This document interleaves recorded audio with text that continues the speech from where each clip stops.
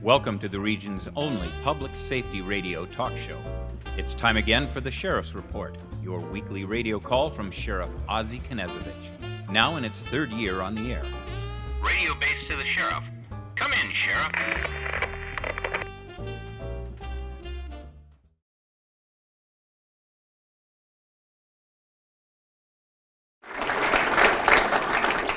One final comment before I bring up the man of the hour. Did you know he's the president of, and I thought this was great, he's the president of the Washington State Sheriffs and Police Chiefs Association.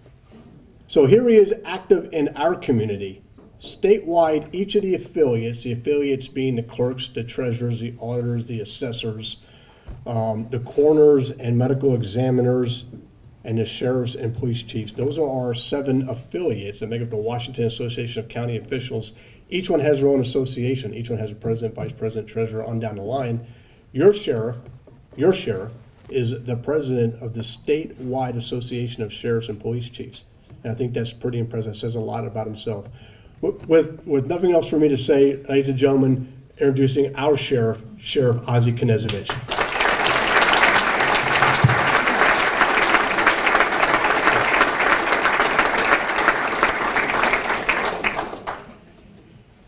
I'm going to violate a rule that I was taught when I first started into doing this.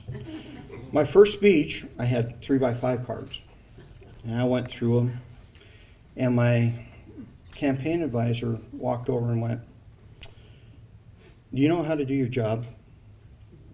"Yeah." "You know what a sheriff does?" "Yeah." "You know your talking points?" "Yeah." "Do you know where you want to go?" "Yeah." "Do you know your vision?" "Uh-huh."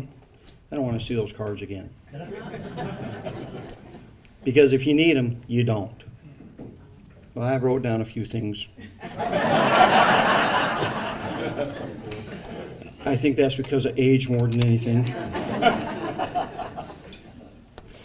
You know, first of all, the team that put this breakfast together, I'd like you to stand up real quick. Donna and Jane and Elizabeth and Paula and Donna and Carol, stand up.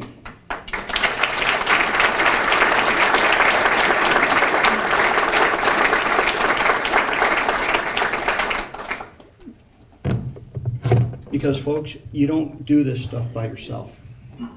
It takes a team. It takes everybody pulling together. And that's kind of the way I've always seen life, and the way I move things forward. Y'all have a handy dandy flyer. If you take a look at that flyer, that's pretty much in a nutshell the way I run the agency, the things that are important. Tim talked about budgets. One of the things I did for the sheriff's office is I created a budget office within the sheriff's office, so we could actually determine what it actually takes to run the sheriff's office. In 2012, in response to some budget issues in 2011, the issues being that I was too frugal, I always had money left over.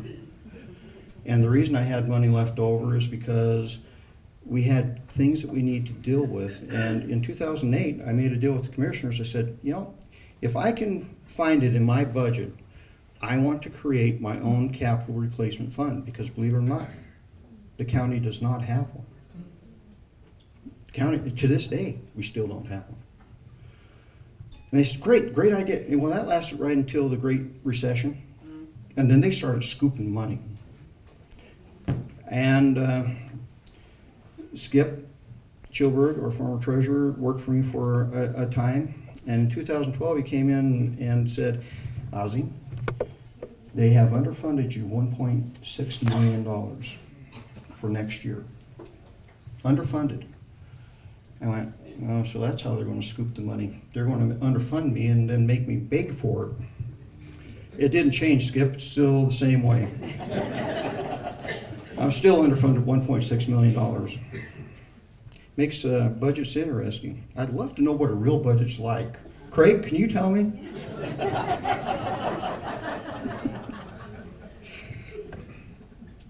But we do a great job managing that money because I have a great person that does that. And Chris, thank you very much for the work you do. Sex crimes. Folks, we're going to see a major problem coming. You haven't seen you've seen the very front edge of it. Because the state is emptying prisons. The state is emptying McNeil Island. McNeil Island is where the violent predators are housed. Violent sexual predators. Our first one hit about a year ago.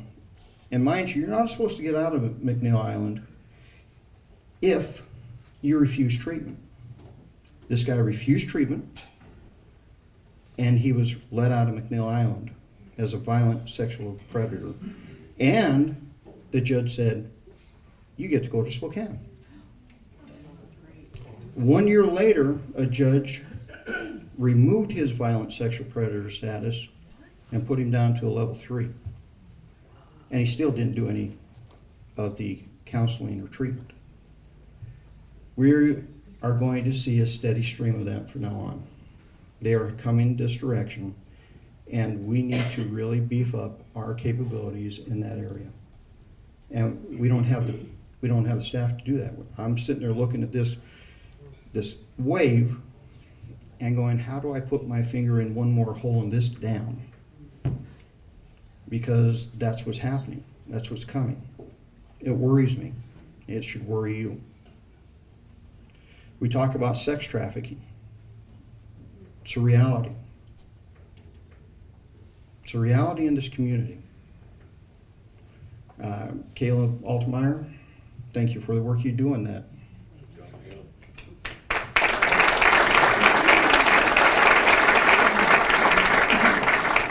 And this is how bad it is.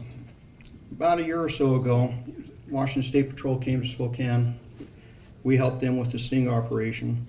What we did was we advertised of mom and dad that were going to put their children up for sale, if you will. And we advertised sex with the 11, 9, and a 7-year-old. Male, female. When we kicked that thing off, the servers crashed immediately. Now think about the volume that it took to crash those servers. They rebooted it, brought it back up, and almost instantaneously they had 1,000 hits. We were able to deal with 13. We had people that walked 7 miles to have sex with a 11, 9, and 7-year-old. Ask me what happened to them. Ask me what sentences they got. Because you're not going to like it. There's something morally wrong anymore. When the person that violates children has more rights than children. Yes. Right. That needs to end. That needs to change. And sometimes I think we need to decide as a society what's important. For me, the children are the most important. You know, people ask me, why do you go over all these things? Why are you involved on this board, that board, and all this? Because we have done such a lousy job that we have really messed things up for the generation coming up. And we did that. You want to take a look at all the problems, look in the mirror. I do it because we need to fix it for that generation. We need to get this thing re-spooled and fixed for that next generation. We owe them that. They owe us nothing. That's why I'm involved in everything. Because I want those kids to have a better life than we are handing them. Because we're not handling them very, very much. If you really take a hard look at it, we do a lot of talking, as Tim says, but we do a lot of nothing. That needs to change. So, sex crimes. In my opinion, you should only get one time to violate that one. And that should be it. That's not a popular thing to say, but guess what? I have never really been politically correct, and the older I get, the less my filter works.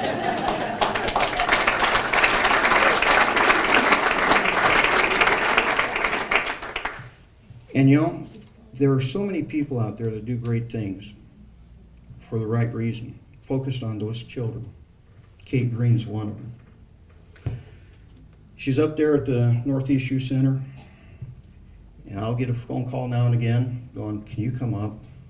I need you to talk about being nice, treating people with respect, anytime. Because those kids really need mentors. They need to know that there are boundaries. And guess what? Kids really want that. Kids want to know that there's side rails. And they want somebody to keep them within those side rails. That's what they want. That's not what we're giving them. So, Kate, thanks for everything you do. And I always am willing to come up. Even though it gets interesting now and again. So children are one of the things that we need to think about. It's that future. Another thing you'll notice on the green flyer is training. I truly believe that without proper training, you cannot have professionalism. It doesn't work any other way.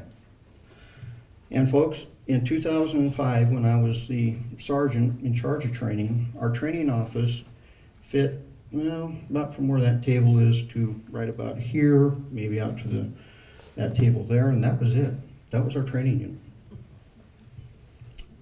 With not a lot of effort, not a lot of emphasis put into that.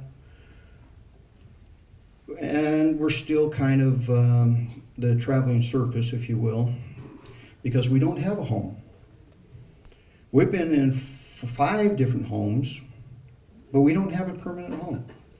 Because every time I go to the commissioners and go, is it really important? Is training really important? Is reduced liability important? Is public safety important? I get told, well, we'll move you to this place and down the road. Folks, the United States Air Force wants to build a $16 million state-of-the-art shooting range, which we can put a training center in. We've been working on that for 4 years, and we're still working on it because we can't get the bubble moved. They're willing to invest in this community that much, and we can't get that bubble to move. This is crazy. I mean, that's money coming here. And quite frankly, folks, if you take a look at this section, that's 4-year-old data, but we have saved millions of dollars by our training philosophy, and we have brought millions of dollars in. And you give me the opportunity, I will build the best, well, we've already got the best training unit in the state, but I will build one that is the best in the nation. We are the first agency ever in the history of the United States to send our training that we develop to IADLEST, which is an acronym for a very long name. But basically, they're all the post directors in the United States, and they certify that training. First and only. We were recognized for that.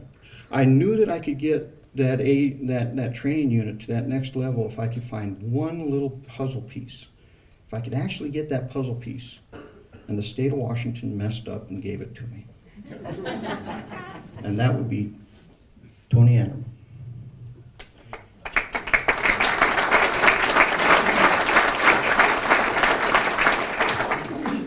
Before we're said and done, that training unit will be accredited, and we will have the best training unit in the nation. I have no doubt about that. We're already working on our own academies. Marty Tucker, you are very much part of that, so thank you very much.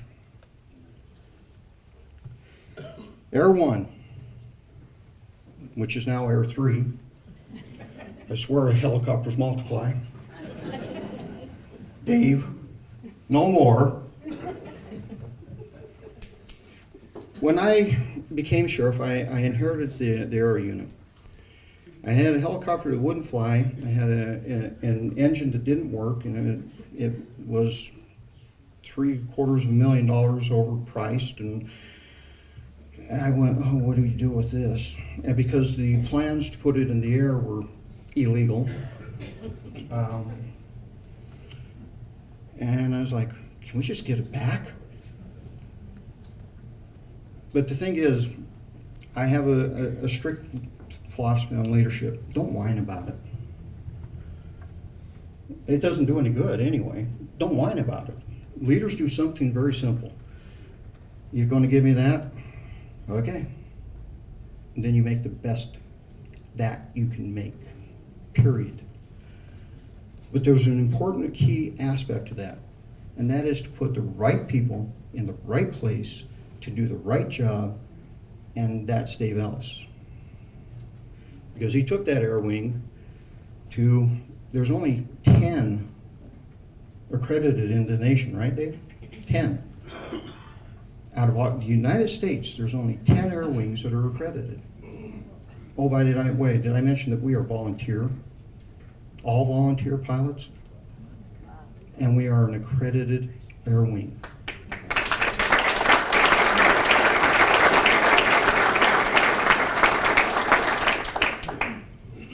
Pretty soon to be an Air Force, I believe.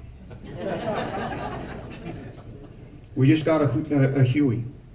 And no, I'm not going in a Huey. They're dangerous. Hey, I was in the Army. The closest I came to dying multiple times was in there.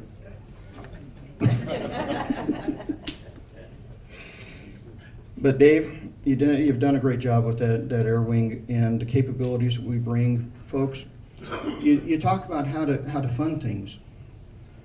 Did I mention they didn't give me a budget to run the air wing? Okay, how do you run an air wing?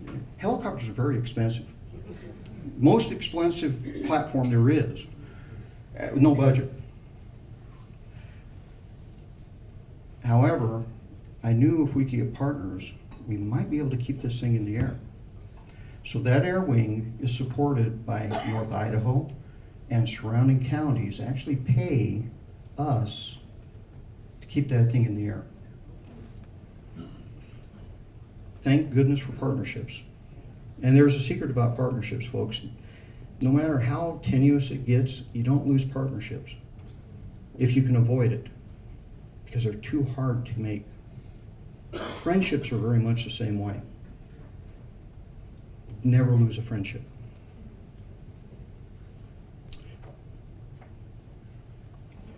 We would not survive if we hadn't changed our business model, and that's what I call it, in 2007.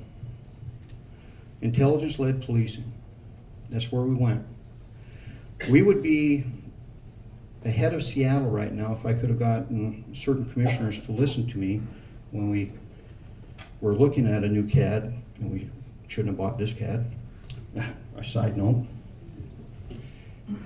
Because we would have actually invested in real-time crime fighting capabilities. That's the future.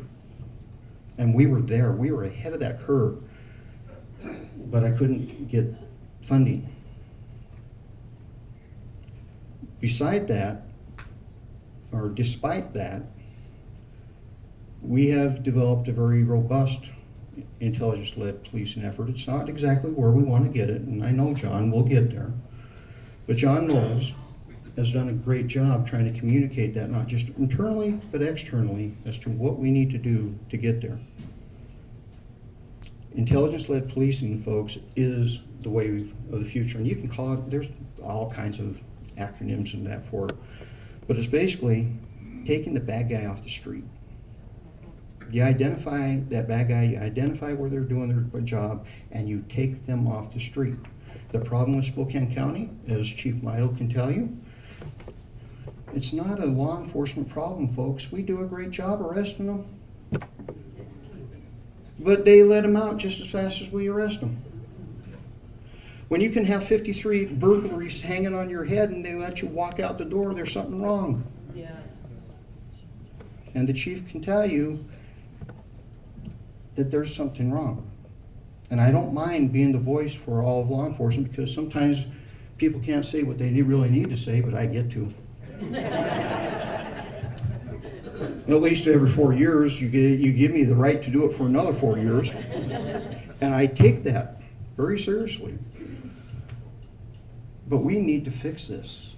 This jail thing, 1995, it's been identified as overcrowded in 95. It hasn't been fixed. I hate Law and Justice Council meetings because we do nothing. Absolutely nothing. Matter of fact, we reinvented the same wills that we reinvented about 500 times. I told them when they went after the MacArthur grant, you're doing this wrong. We've already reduced the jail population by 45%. And we did. Went from 1,250 to 750 through programming and everything else. And they wanted to take another 20%. They couldn't do it. It was impossible. The math didn't work. They wouldn't listen. And now they're going to lose that money because we failed to listen. I get tired of watching victims be victimized. But all our system is doing right now is creating more victims. Domestic violence is a serious issue. Folks, we had somebody strangled, correct, Jack? Threatened to be shot, and they walked. We arrested them, they walked. This is a high violent, very violent DV, and they walked. They're out of jail. Now, Jenny Mueller does a great job trying to convince kids not to get into DV or commit DVs. What message are we sending that perpetrator? You can walk. This is crazy. Shouldn't happen. Major crimes, I couldn't be more proud of that major crimes unit, period. We have only one unsolved homicide since 2004, and the one isn't unsolved. We know who did it. We're just putting that piece together, and we will make that arrest. I challenge you, go find another unit that has that type of record. Folks, I hope you understand there's a common theme here. It's called passion for what you do. You have to have passion for what you do. The day you lose that passion, the day you need to walk. Jack Rosenthal, that it defines passion. I've never seen anybody like him. So Jack, you do a great job. Sitting next to him is my former undersheriff, inspector, Rick Van Leeuwen. That is a class act.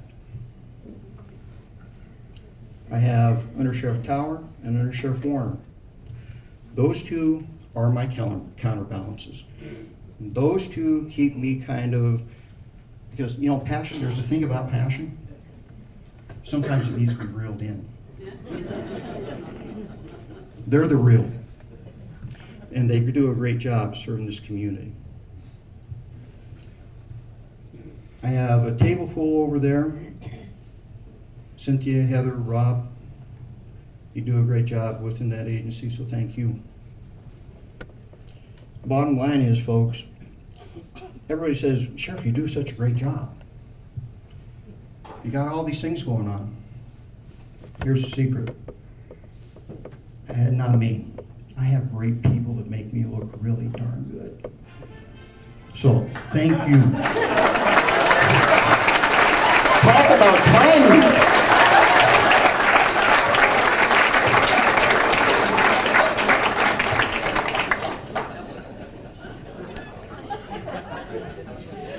You couldn't beat that one.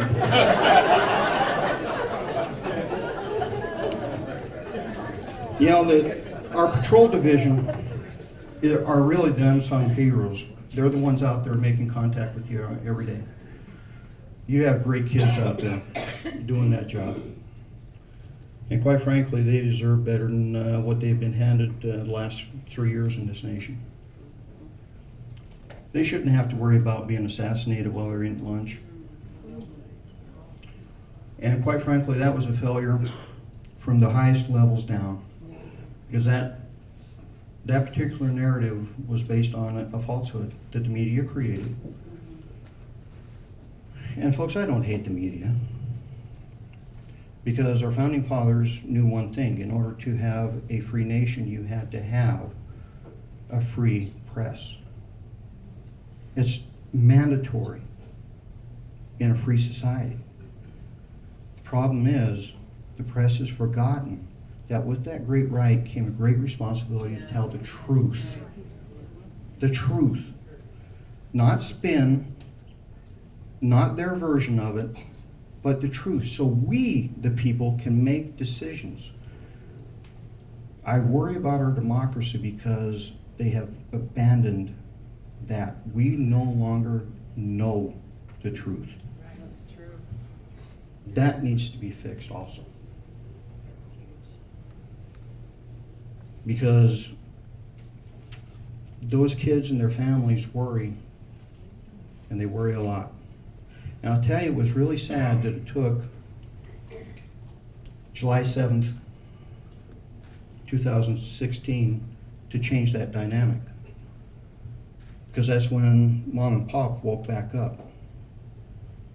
And what woke up Mom and Pop back up was 5 dead Dallas police officers, followed by 3 Baton Rouge police officers. It shouldn't take blood on the streets to make that change. But we're not innocent in this, because the most important thing that we do is to magnify the trust that you give us. That badge means something. Every time I swear somebody in, I walk up to them with that badge in their hand, I clasp theirs, I give them a handshake, and I look them dead in the eye and say, do nothing to dishonor this badge. And we can't ever dishonor that badge. Sadly, it happens at times, but that's where leadership has to step up and go, there are standards. We're going to live by them. All organizations have standards, folks. All of you have standards that you work for or business that you own. Y'all have your standards. You know the difference between having standards and being a great agency? Is actually enforcing those standards, actually living by them. I can tell you, we live by our standards. And I meet with all the new hires, and I give them a chance to do a question and answer with me, and I tell them that, yes, all those rumors that you have heard are true. I am a hard case, but I will stand behind you as long as you're right. Matter of fact, I'll stand in front of you if you're right. But if you're wrong, I'll do everything in my power to get rid of you. It's that simple. I owe that to the people that allow us to wear the badge. I do not owe it to you. That is the message. Because if we want Mom and Pop to always be there for us, they have to be able to trust us. And that's the other part of leadership. People, why are y'all out there? In order for somebody to trust your organization, they need to know the organization and they need to know you. Do you trust anything and follow things you don't trust? Will you follow something you don't trust? No, you won't. But you have to know it. If you know it and you trust it, you'll follow it. That's leadership. Man, I'm right on. That's amazing. I do get long-winded now and again. In this room are people I work with all the time. In this room there are special people. I might not get and mention all of you, but I care about all of you deeply. Vicki Dalton, been one mentor that I will never forget. Phil Harris, you put everything on the line one day and gave me this chance. I will forever be thankful. Thank you. I hope I lived up to it. Yeah. But that's the one thing that I need to do the most, though, is to thank my wife.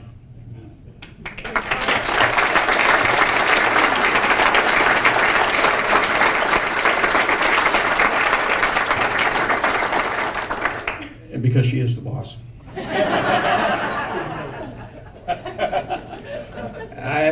This doesn't work without her, okay? It just doesn't. If you notice where I am, she is.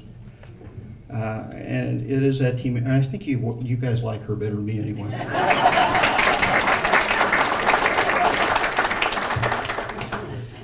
And I also should thank my kids because they put up with a lot. And Lord help me, I have one that put the badge on about a year ago, 2 years ago now. And I got one that's thinking about putting a badge on. I worry about him, but it's like my youngest when he called me because when he was a senior in high school, he said, "I'm not doing it, Dad." "What do you mean you're not doing what?" "I'm not going to be in law enforcement." "That's always what I ever wanted to do." "So why?"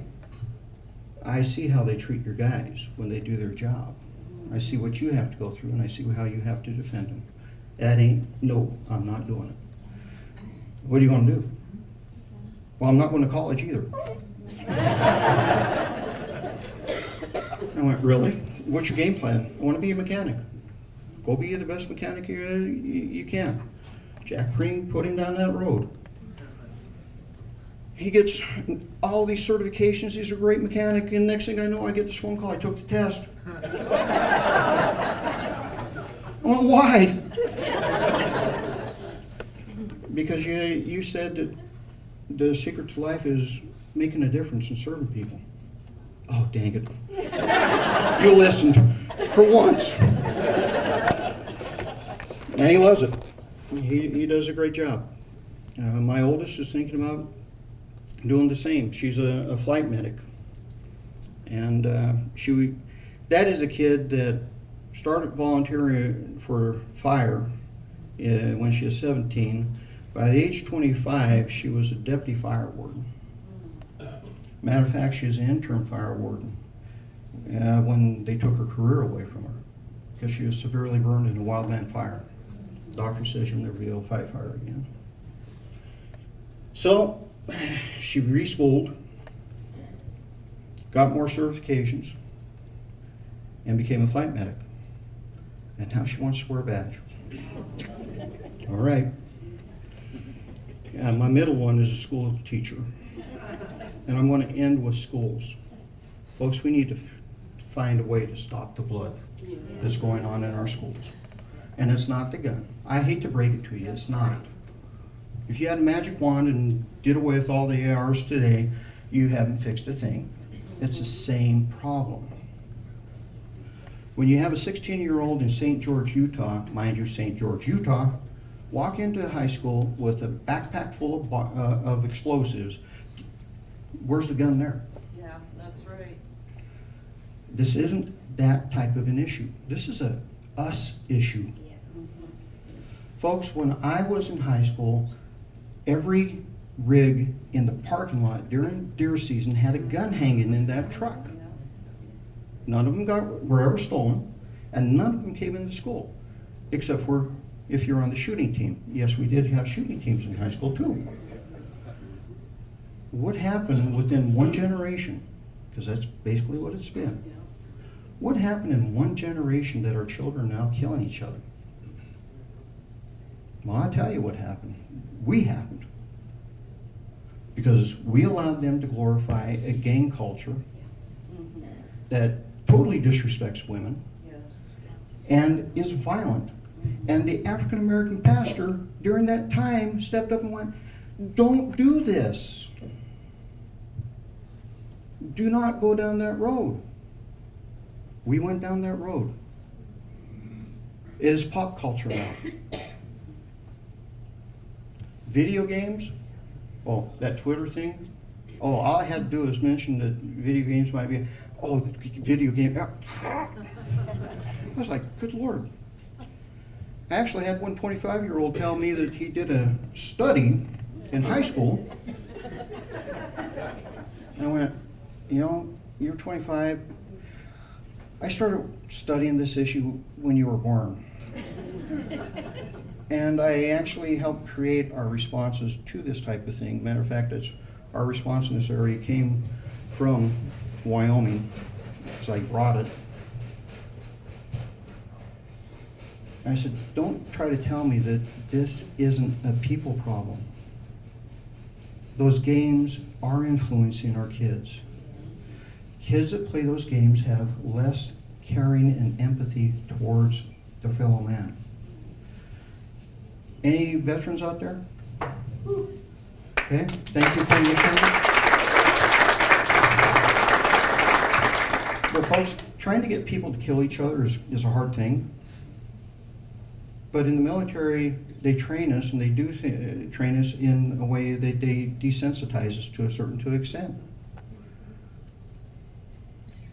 Every war up until Iraq, people had a hard time pulling the trigger. From Iraq forward, they're amazing killers. What changed? We taught them from down here, this age, that killing was okay. Killing's not okay. My team spends almost every other day, right, Jack? We have some kid making a threat against a school, and then oh, it was just dark humor. No, that's not humor, folks. We have to find a way to stop the blood. This is a people problem, not an inanimate object problem. This is a people problem. And maybe the day that we start living by simple little codes again, we'll fix it. As in, love one another, do unto others, but most importantly, remember that we're all one family. Thank you for coming. Thank you for being here. I want to turn it over to Neil Seelock.